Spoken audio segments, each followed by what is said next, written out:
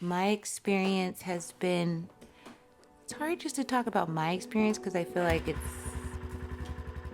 so integral to all of the human and more than human kin's experiences.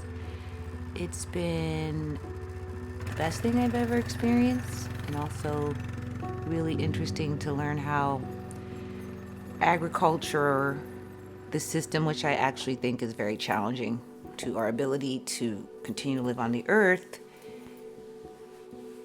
as a capitalist system doesn't necessarily center the people who might be doing the most work in how the bounty is redistributed. So that's been another thing. It's been inspiring and also an opportunity. Permaculture says the problem is the solution, and so I actually feel like there is a problem with the current agricultural system.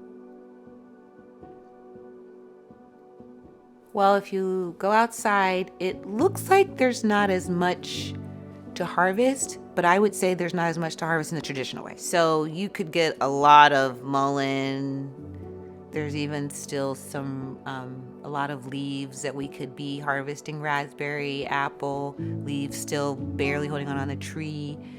So this idea of what can you harvest and what is, quote, usable, I think that's why it's like on a piece of land, there's all like the land is always has something. Where community is, what is our common unity, and we're all a part of this system.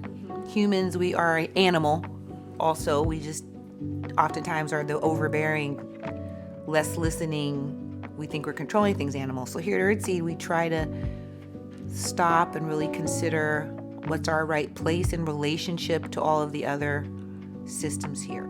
This idea of like communities driving, I think part of the opportunity is not to assume that a community is always right or always knows, but is given a platform, a space, and an honoring of your experiences or your expertise